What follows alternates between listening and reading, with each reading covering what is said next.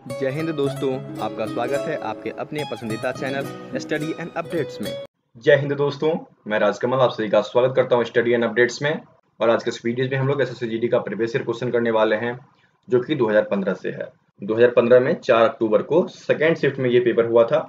First shift का paper आपको करा दिया गया है, जिसके 4 वीडियोस ऑलरेडी अवेलेबल हैं। प्लेलिस्ट का लिंक आपको डिस्क्रिप्शन बॉक्स में दिया गया है, तो वहां से जाकर आप बाकी वीडियोज को देख सकते हैं। इन सभी वीडियोज के मॉक टेस्ट भी अवेलेबल हैं, तो आप ऑनलाइन इन सबको लगा सकते हैं। और जैसा कि आप जानते हैं कि ये वीडियो जो है हिंदी का, वो आपके कहाँ कहाँ महत्वपूर्ण रहेगा। तो पहला आपका एसएससी जीडी कांस्टेबल, उसके बाद आपके जितने भी constable, tradesman, head constable exam है, चाहे वो स्टेट का हो, सेंट्रल का हो, हर जगह यह महत्वपूर्ण रहेगा, क्योंकि हिंदी सब जगह सिमिलर ही होता है। तो चलिए शुरू करते हैं। और जैसा कि आप देख सकते हैं, निर्देश दिया गया है कि दिए गए 4 वाक्यों में से एक शुद्ध है और 3 वाक्य अशुद्ध हैं। तो हमें क्या करना है? शुद्ध वाक्य का चयन करना है। तो जैसा कि यहाँ पर आपको दिया गया है 76 में कि कृपया मेरे घर आने की कृपा करें, तो ये वाला तो बिल्कुल सही लग रहा है। दूसरे देखिए, मेरे घर आने की कृपा करें। जब आप किसी से निवेदन करते हैं तो आगे क्या लगाते हैं? कृपया लगाते हैं। फिर उसके बाद देखिए दिया गया है मेरे घर को आने की, एंड लास्ट में देख लीजिए कृपया मेरे घर को, इसको से ये दोनों वाक्य शुद्ध हो गए। और यहाँ पर कृपया नहीं लगा है, कृपया होना चाहिए, क्योंकि जब कभी भी आप किसी व्यक्ति को निवेदन करते हो तो वहां पर हम लोग कृपया का प्रयोग करते हैं। तो यहाँ पर उत्तर क्या हो जाएगा? 76 का ए हो जाएगा। चलिए आगे बढ़िए। 77 दिया गया है, वह खेल और पढ़ाई दोनों में अच्छा है। यहाँ जो वाक्य दिया गया है, आपका पहला वाक्य ही बिल्कुल शुद्ध है। दूसरा आप देख सकते हैं, वह खेल के लिए और पढ़ाई से। अब यहाँ पर के लिए और से, इन दोनों का मेल ही नहीं खाया, तो ये आपका शुद्ध हो गया। उसके बाद आप देख सकते हैं, वह खेल में और पढ़ाई में दोनों के लिए अच्छा है, के लिए नहीं। फिर अंतिम देख लीजिए, वह खेल से और पढ़ाई से दोनों से अच्छा है। तो यहाँ पर से का प्रयोग कर दिया गया, तो इससे ये अशुद्ध हो गया। तो इस प्रकार से आप देख सकते हैं, जो आपका शुद्ध वाक्य है वह आपका 77 का ए है कि वह खेल और पढ़ाई दोनों में अच्छा है। तो 77 का ए उत्तर हो गया। अब चलिए आगे बढ़ते हैं। 78 दिया गया है, और इसमें है कि बच्चा दूध क्यों नहीं पीता। यहाँ पर आपको क्या करना होता है? सरल वाक्य का चयन करना होता है। यदि सरल वाक्य है तो उसमें शुद्धियां कम होती हैं और वह वाक्य सही होता है। तो यहाँ पर क्या होना चाहिए था? यहाँ पर होना चाहिए था बच्चा दूध नहीं पीता, क्यों का प्रयोग नहीं करना चाहिए था, तो यह वाक्य बिल्कुल शुद्ध हो जाता। तो यही चीज आपको ढूंढना है। तो क्यों हटाइए, नहीं वाला ढूंढिए, बच्चा दूध नहीं पीता, ये देखिए डी में दिया गया है, तो आपका ये वाक्य बिल्कुल शुद्ध है। तो 78 का डी उत्तर हो गया आपका। अब देखिए आगे दिया गया है, दिए गए वाक्यांश के लिए हमें एक शब्द देना है। यहाँ पर दिया गया है कि जहां जाया ना जा सके, वैसा जगह जहां जाया ना जा सके वह कहलाता है अगम्य। अगम्य ढूंढिए, आपके सी में दिया गया है। तो 79 का सी उत्तर हो गया। अब आगे बढ़ते हैं। 80 दिया गया है, जो दूसरों का दोष ढूंढता है, वैसा व्यक्ति जो दूसरों में हमेशा अवगुण ढूंढता हो, उसको क्या कहते हैं? तो वैसे व्यक्ति जो अवगुण ढूंढते हैं उनको छिंद्रान्वेषी कहा जाता है। हमेशा दूसरों के दोष ढूंढने वाले को छिंद्रान्वेषी कहते हैं। तो उत्तर क्या हो जाएगा? 80 का उत्तर आपका ए हो गया। ठीक इसी प्रकार आपका अगला दिया गया है, जो बूढ़ा ना हो उसे क्या बोला जाता है। तो वैसा व्यक्ति जो बूढ़ा नहीं होता है उसको अजर कहा जाता है। तो अजर आपके ए में दिया गया है, तो 81 का ए उत्तर हो गया। और अमर किसको कहा जाता है? जो मरता नहीं हो उसको अमर कहा जाता है, जिसका अंत ना हो, अनंत। ठीक है, तो यहाँ पर वैसे ही सारे दिए गए हैं, आप देख सकते हैं। यहाँ पर आपका उत्तर 81 का ए हो गया। अब चलिए आगे बढ़ते हैं। निर्देश दिया गया है कि दिए गए वाक्यों में त्रुटि वाले भाग का पता करें तथा उसके अनुसार उपयुक्त विकल्प का चयन करें। ठीक है, तथा उसके अनुसार उपयुक्त विकल्प का चयन करना है आपको। यहाँ पर दिया गया है, वर्षा शुरू होते ही बच्चे घर से बाहर निकलकर पानी में भीगने लगे। यहाँ पर में होना चाहिए, तो यह वाक्य शुद्ध हो जाता। तो त्रुटि तो आपको पता चल गया, पानी में भीगने वाले। तो यहाँ बी में देखिए पानी से भीगने वाला दिया गया है, तो आपसे यही पूछा गया ना कि जो त्रुटि वाला हिस्सा है उसको अंकित करना है। तो AD2 का बी उत्तर हो गया। ठीक इसी प्रकार अब अगला देखते हैं। अगला दिया गया है, झाड़ियों में बैठी बिल्ली कुत्ते के जाने की प्रतीक्षा कर रही थी। तो इसमें कहीं भी मुझे त्रुटि नहीं लग रहा है, और जिस वाक्य में त्रुटि ना हो उसके लिए क्या करते हैं, कोई त्रुटि नहीं का प्रयोग करते हैं, जो कि यहाँ पर डी में दिया गया है। तो 83rd का उत्तर क्या हो जाएगा, डी हो जाएगा। ठीक इसी प्रकार आगे बढ़िए और 84 देखिए, 84 दिया गया है, हम बाजार गए, कुछ किताबें खरीदी क्योंकि स्त्रीलिंग है, और वापस आ गए। तो यहाँ पर त्रुटि वाला तो आपका ये हिस्सा हो गया ना, खरीदने वाला ये देखिए डी में दिया गया है, तो 84 का उत्तर डी हो गया। कितने सही हुए 84 तक आपके, बताइए जल्दी से। और वीडियोज अच्छी लगे तो अपने दोस्तों के बीच शेयर भी करते रहिए। चलिए आगे बढ़ते हैं। अब आपको कहा गया है कि एक अनुच्छेद दिया गया है, उस अनुच्छेद को रीड करना है और उसमें जो खाली स्थान दिया गया है उसकी पूर्ति हमें नीचे दिए गए 4 शब्दों से करना है। 4 शब्दों में कोई एक सही है, उसको हमें यहाँ पर भरना है। तो देखिए गद्यांश क्या दिया गया है, गद्यांश में दिया गया है, जीवन में सफलता और विफलता मन के कारण मिलती है, मन की दृढ़ संकल्प शक्ति निरंतर कार्य में जुटाए रखती है, इससे बहुधा सफलता मिल जाती है। मन की डैश जब एक कार्य के दौरान ही व्यक्ति को निर्मल बना देता है तो उसमें निराशा का संचयन कर देती है। देखिए यहाँ पर दिया गया है 85 में कि मन की डैश, यहाँ पर क्या होगा कि जब मन दुर्बल हो जाता है, कमजोर होने लग जाता है, तो फिर व्यक्ति क्या हो जाता है, व्यक्ति निर्बल पड़ जाता है, व्यक्ति भी कमजोर पड़ जाता है और उसके कार्य में निराशा का संचार होता है। यहाँ पर आपको 4 दिए गए ना ऑप्शन, देखिए यहाँ पर दुर्बलता, अबोधता, कोमलता और निष्प्राणता। क्या हो जाएगा यहाँ पर 85 में, 85 में आपका ए हो जाएगा दुर्बलता। ठीक है, क्या होगा, दुर्बलता। मन की दुर्बलता जब कार्य के दौरान ही व्यक्ति को निर्बल बना देती है, उसमें निराशा का संचार कर देती है। तो डैश में असफलता ही हाथ लगती है। डैश में असफलता बताइए, परिणाम, प्रणाम, परिमाण और स्वप्रमाण। जब आप कोई कार्य करते हो और कार्य में यदि त्रुटि आ जाती है, जब आप कमजोर पड़ते हो, तो आपके कार्य का जो परिणाम होता है वह बुरा हो जाता है, उसमें असफलता हाथ लगती है। तो कार्य का परिणाम जो कि 86 के ए में दिया गया है, तो 86 का ए उत्तर हो जाएगा। आगे बढ़े।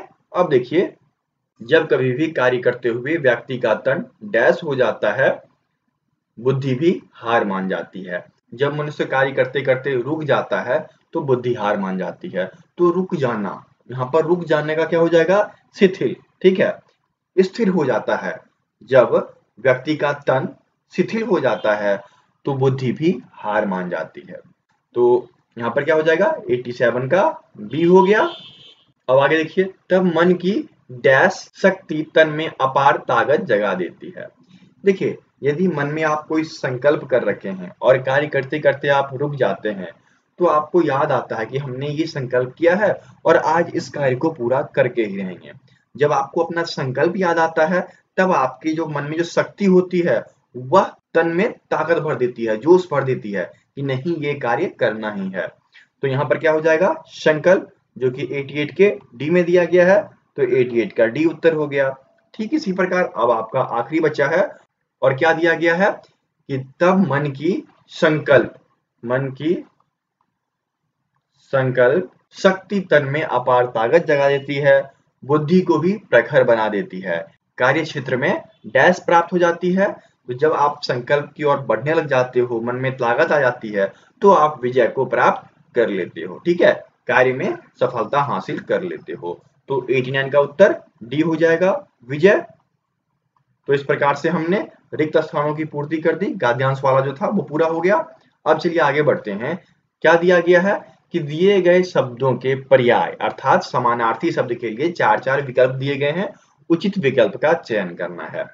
यहाँ पर आपको 90 में दिया गया है मिथ्या। तो मिथ्या किसको बोलते हैं, झूठ बोलना। ठीक है, कोई जो झूठ बोलता है या फिर झूठी झूठी चीजें बोलकर किसी संयंत्र को रचता है तो वह मिथ्या कहलाता है। तो फिर आप झूठ को ढूंढिए, जो कि यहाँ पर सी में दिया गया है, तो 90 का सी उत्तर हो गया। ठीक इसी प्रकार आगे बढ़िए, 91 दिया गया है जनमत। जन मतलब लोक, मत मतलब सहमति। तो यहाँ पर जनमत का पर्याय क्या हो गया, बताइए। जन मतलब लोक होता है ना, तो लोकमत वाला ढूंढ लीजिए। यहाँ पर 91 के डी में दिया गया है, तो 91 का डी उत्तर हो गया। ठीक इसी प्रकार आगे बढ़िए, 92 दिया गया है जर्जर। जो चीजें बहुत कमजोर होती है ना, उसको बोला जाता है जर्जर। तो कमजोर ढूंढे, यहाँ पर 92 के ए में दिया गया है, तो 92 का ए उत्तर हो गया।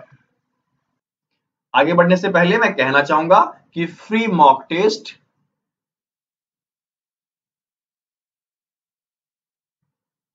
जो कि ऑनलाइन है, उसके लिंक आपको डिस्क्रिप्शन बॉक्स में दिए गए हैं, आप जाकर टेस्ट दे सकते हो। ठीक है, उसमें आपको 100 क्वेश्चन देखने को मिलेगा। हिंदी वाले हिंदी में जाएंगे और इंग्लिश वाला जो चूज करेंगे वो इंग्लिश में। दो अलग अलग सेट रहेंगे, तो जो हिंदी करना चाहते हैं वो हिंदी वाले सिलेक्ट करें, जो इंग्लिश करना चाहते हैं वो इंग्लिश वाले सिलेक्ट करें। और पीडीएफ वगैरह सबका लिंक आपको डिस्क्रिप्शन बॉक्स में मिल जाएगा। और कोई भी जानकारी आपको हासिल करनी है तो आप हमें व्हाट्सएप या फिर टेलीग्राम इस पे मैसेज कर सकते हैं। टेलीग्राम नंबर है 7979946092। ज्यादातर आप लोग टेलीग्राम का प्रयोग करें, पीडीएफ वगैरह जो भी आपको खरीदनी हो आप वहां पर खरीद सकते हैं। ठीक है, चलिए आगे बढ़े। चलिए आगे बढ़ते हैं। अब देखिए निर्देश दिया गया है कि दिए गए वाक्यों में रिक्त स्थानों की उचित शब्दों द्वारा पूर्ति के लिए चार चार विकल्प दिए गए हैं। तो जो आपको इन चार में से उचित लगे ना वो यहाँ पर भर देना है। तो 93rd दिया गया है, भारत माता के साथ भारतीयों का डैश होना चाहिए। देखिए आपके अपने माता के साथ लगाव क्या कहता है, मातृभाव। तो ठीक इसी प्रकार भारत माता भी हमारी माँ के समान है और हम भारतीयों का भारत माँ के साथ मातृभाव का सम्मान होना चाहिए। तो 93rd का ए उत्तर हो गया। वहां पर हमें माँ और बेटे का प्यार याद आना चाहिए। समझ में आ गया। चलिए आगे बढ़े। अब 94 दिया गया है, आग बबूला होने का अर्थ है। आग बबूला होना मुहावरा है और इस मुहावरे का अर्थ क्या है, क्रोधित होना। जब गुस्सा आता है तो उसे बोला जाता है आग बबूला हो गया। तो 94 का ए उत्तर हो जाएगा, क्रोधित होना।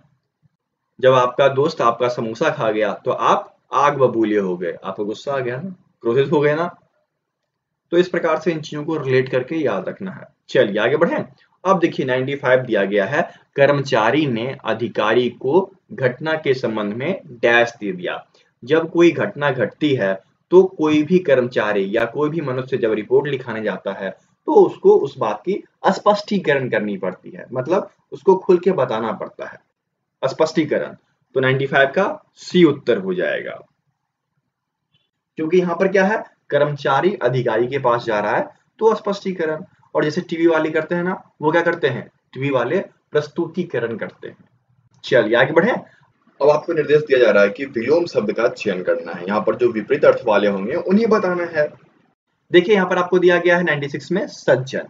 तो सज्जन का विलोम क्या होगा। सबसे पहले तो सज्जन के बारे में बताइए, ये कैसे व्यक्ति होते हैं, ये साफ दिल के व्यक्ति होते हैं, बहुत ही शरीफ कहे जाते हैं, वो हो गए आपके सज्जन। और जो बदमाश होते हैं वो कहे जाते हैं दुर्जन। तो देखिए 96 का विलोम क्या हो जाएगा, सज्जन का विलोम दुर्जन हो गया।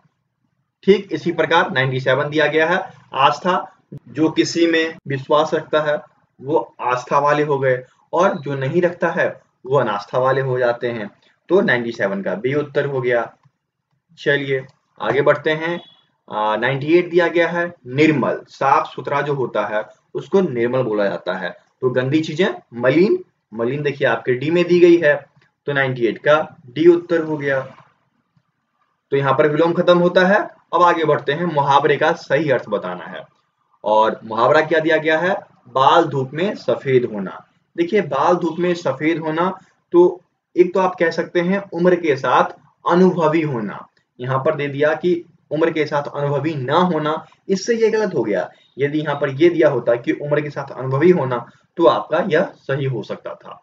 लेकिन दूसरे सेंस में क्या होगा, जो अनुभवी होते हैं वह अत्यधिक समझदार हो जाते हैं। ठीक है, तो ये चीज देखिए यहाँ पर दिया गया है कि अत्यधिक समझदार होना। तो 99 का सी उत्तर हो गया। बाल धूप में सफेद होना मतलब अत्यधिक समझदार होना।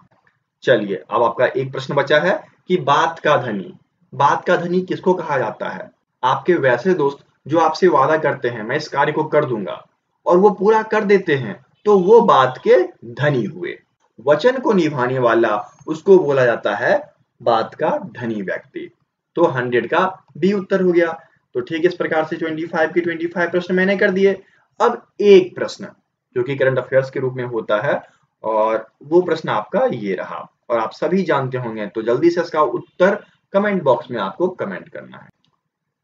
Neeraj Chopra won gold medal in dash.